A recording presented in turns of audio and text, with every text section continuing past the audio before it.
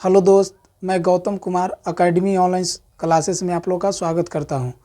तो देखिए दोस्त, हम लोग पढ़ रहे थे संसाधन, और संसाधन में हम लोग पढ़ चुके थे। जैसे कि देखिए, नवीकरणीय नवीकरणीय और अनवीकरणीय पढ़ चुके थे, फिर प्राप्ति के आधार पर पढ़ लिए थे, और फिर उत्पत्ति के आधार पर पढ़ लिए थे। उत्पत्ति के आधार पर बताए थे कि संसाधन दो प्रकार के होता है, एगो जैविक बताए थे, एगो अजैविक बताए थे। फिर बताए थे आपको कि प्राप्ति के आधार पर संसाधन दो प्रकार के होता है, एगो नवीकरणीय बताए थे और एगो और बताए थे अनवीकरणीय। आज हम लोग पढ़ेंगे ना, वो स्वामित्व के आधार पर पढ़ेंगे कि स्वामित्व के आधार पर संसाधन कितने प्रकार के होता है। तो आज हम लोग पढ़ेंगे स्वामित्व के आधार पर। तो देखिए दोस्त, स्वामित्व के आधार पर संसाधन चार प्रकार के होता है। पहला होता है व्यक्तिगत संसाधन, दूसरा होता है राष्ट्रीय संसाधन, तीसरा होता है अंतर्राष्ट्रीय संसाधन, और चौथा होता है सार्वजनिक संसाधन, जिसको हम लोग सरकारी संसाधन भी बोलते हैं। तो देखिए, आज हम लोग पढ़ेंगे स्वामित्व के आधार पर।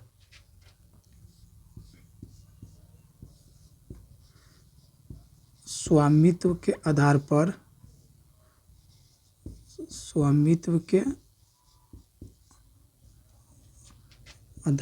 संसाधन चार प्रकार के होता है। चार प्रकार के होता है। स्वामित्व के आधार पर संसाधन चार प्रकार के होता है। जैसे पहला व्यक्तिगत संसाधन। व्यक्तिगत संसाधन, इसी को प्राइवेट भी बोला जाता है। व्यक्तिगत संसाधन, देखिए, व्यक्तिगत संसाधन वैसा संसाधन जिस पर किसी खास व्यक्ति का अधिकार हो। वैसा संसाधन जिस पर किसी खास व्यक्ति का अधिकार हो, उसी को हम बोलते हैं व्यक्तिगत संसाधन बोलते हैं। देखिए, वैसा संसाधन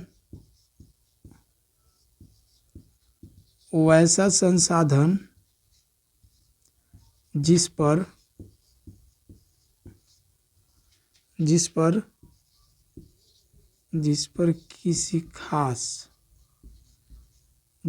किसी खास व्यक्ति का अधिकार हो। किसी खास व्यक्ति का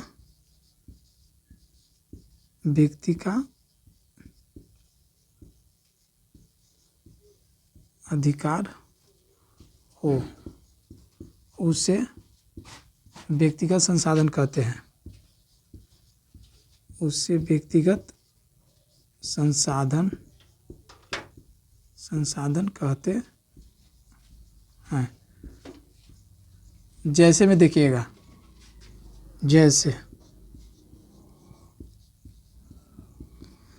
जैसे में घर हो गया। घर पर कोई और व्यक्ति का अधिकार होता है? अपना ही अधिकार होता ना है। घर हो गया। जैसे आप लोग देखिएगा, साइकिल, आगे हो जाएगा मोटरसाइकिल,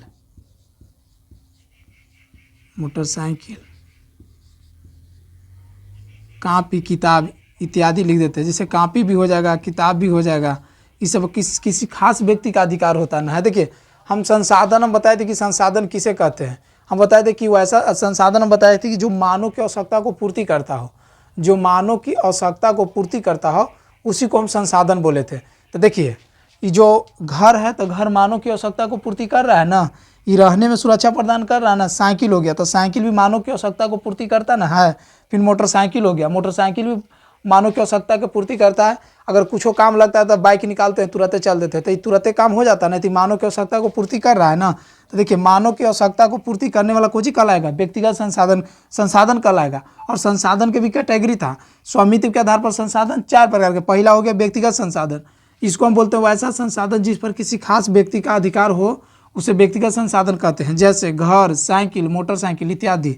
अब दूसरा देखिएगा, दूसरा होता है सार्वजनिक संसाधन। सार्वजनिक, जिसे आप लोग बोलते हैं सरकारी। सार्वजनिक संसाधन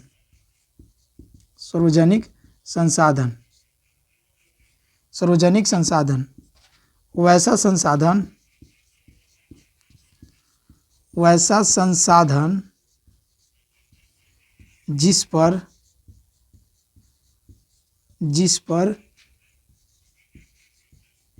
किसी खास व्यक्ति का अधिकार जिस पर किसी खास व्यक्ति का अधिकार, जिस पर किसी खास व्यक्ति का अधिकार नहीं होता है, जिस पर किसी खास व्यक्ति का अधिकार नहीं होता है, उसे सार्वजनिक संसाधन कहते हैं। उसे सार्वजनिक संसाधन कहते हैं, संसाधन कहते हैं। देखिए, अगर सार्वजनिक संसाधन की अगर परिभाषा दूसरा भी रूप में दे सकते हैं कि यानी ऐसा संसाधन जिस पर सभी व्यक्ति का अधिकार हो, किसी खास व्यक्ति का अधिकार नहीं हो, यानी सभी व्यक्ति का अधिकार होगा ना, उसे हम कुछ ही बोलेंगे, सार्वजनिक संसाधन बोलेंगे। इसी को सरकारी भी बोला जाता है। इसी को कैसा संसाधन, सरकारी संसाधन भी बोला जाता है। जैसे देखिएगा, जैसे में अस्पताल हो गया, अस्पताल, जैसे सामुदायिक भवन हो गया, सामुदायिक भवन, जैसे सामुदायिक भवन, स्कूल हो गया, स्कूल हो गया। स्कूल पर किसी खास व्यक्ति का अधिकार है। स्कूल में हर कोई व्यक्ति जाके अपना पढ़ सकता है।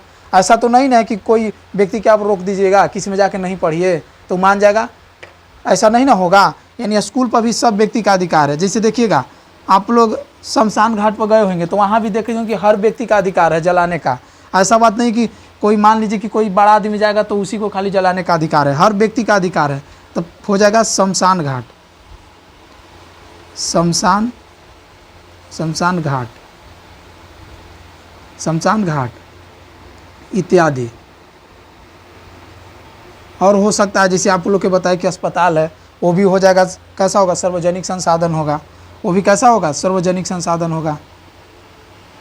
वो भी कैसा होगा, सार्वजनिक संसाधन होगा, वो भी सार्वजनिक संसाधन। और तीसरा जो होता है ना, वो राष्ट्रीय संसाधन होता है। तीसरा राष्ट्रीय संसाधन, यानी देखिए राष्ट्रीय संसाधन मतलब कोई चीज़, राष्ट्रीय को नेशनल बोल सकते हैं। तो देखिए, यानी राष्ट्र में उपस्थित जितना भी रहेगा ना, राष्ट्र में उपस्थित जितना भी वस्तु रहेगा, चाहे जितना भी संसाधन, सबको बोल देंगे राष्ट्रीय संसाधन।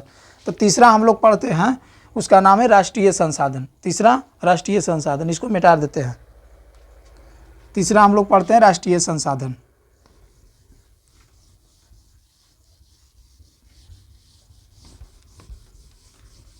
तीसरा होता है राष्ट्रीय संसाधन।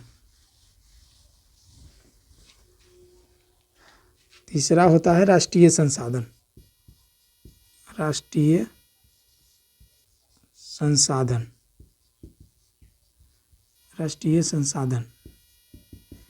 यानी वैसा संसाधन, जो संसाधन ही राष्ट्रीय संसाधन आपको मिलेगा ना, यानी देश में उपस्थित सभी संसाधन को बोल सकते हैं राष्ट्रीय संसाधन। यानी देश में उपस्थित जितना भी संसाधन है ना, वो सब काची हो जाएगा, वो राष्ट्रीय संसाधन होगा। जैसे आप लोग यहाँ पर पढ़ रहे थे, साइकिल, मोटरसाइकिल, जैसे आप लोग पढ़ रहे थे ना कि व्यक्तिगत संसाधन है, जैसे शमशान घाट बोले, अस्पताल बोले, स्कूल बोले, उस सब को ऐसा संसाधन हो जाएगा, सब राष्ट्रीय संसाधन हो जाएगा। तो इसको हम परिभाषा लिख सकते हैं कि किसी भी देश में उपस्थित, किसी भी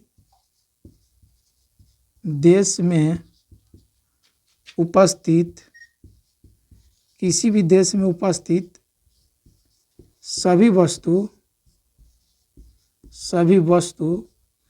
किसी भी देश में उपस्थित सभी वस्तु को, किसी भी देश में उपस्थित सभी वस्तु को हम राष्ट्रीय संसाधन कहते हैं।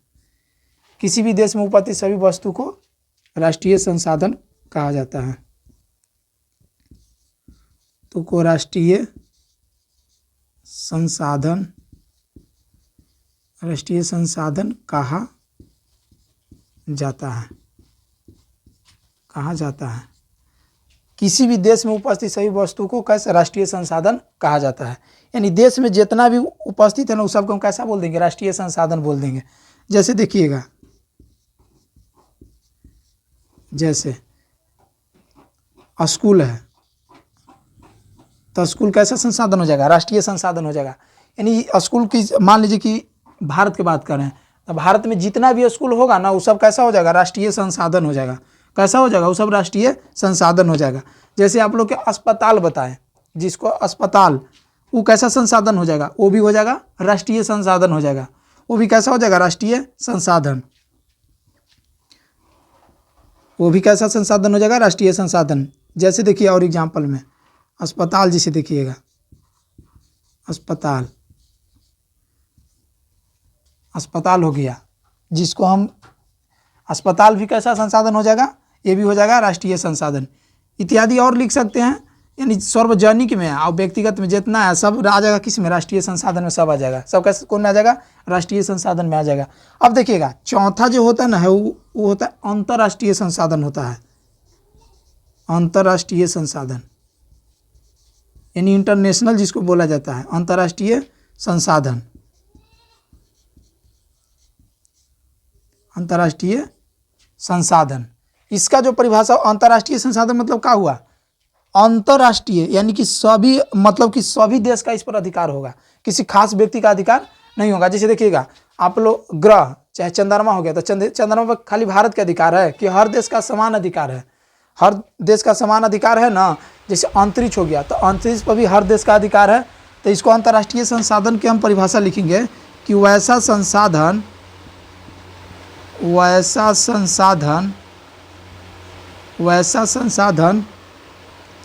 जिस पर किसी खास देश का इसका अधिकार, किसी खास देश का अधिकार नहीं होता है। वैसा संसाधन जिस पर किसी खास देश का अधिकार नहीं होता, उसे हम अंतर्राष्ट्रीय संसाधन कहेंगे। उसे अंतर्राष्ट्रीय संसाधन कहते हैं। उसे अंतर्राष्ट्रीय संसाधन कहते हैं। देखिए उसे हम कैसा संसाधन कहेंगे? यानी किसी खास देश का अधिकार नहीं होगा, यानी हर एक देश का समान अधिकार उस पर होगा। तो जैसे में देखिए चंद्रमा हो गया, चंद्रमा, तो चंद्रमा पर किसी खास देश का अधिकार है? नहीं, हर एक देश का इस पर समान अधिकार है। हर एक देश का इस पर कुछ है समान अधिकार है। जैसे देखिएगा अंतरिक्ष में भी जाने का सबका समान अधिकार है ना, अंतरिक्ष, तो अंतरिक्ष भी हो जाएगा। जैसे देखिएगा ग्रह पर भी सभी देश का अधिकार है। तो इत्यादि और भी लिख सकते हैं, इत्यादि। जैसे आप लोग सूर्य जो है, जिसको हम सन बोलते हैं, उस पर किसी खास देश का अधिकार है? इस सभी देश का उस पर कुछ है समान अधिकार है। तो देखिएगा अंतर्राष्ट्रीय संसाधन वैसा संसाधन जिस पर किसी खास देश का अधिकार नहीं होता है, उसे अंतर्राष्ट्रीय संसाधन कहते हैं। जिस पर किसी खास देश का अधिकार नहीं होता, यानी बोल सकते हैं कि वैसा संसाधन जिस पर सभी देश का समान अधिकार होता है। दूसरा रूप में ऐसे भी परिभाषा दे सकते हैं कि वैसा संसाधन जिस पर सभी देश का समान अधिकार होता है, उसे हम अंतर्राष्ट्रीय संसाधन कहते हैं।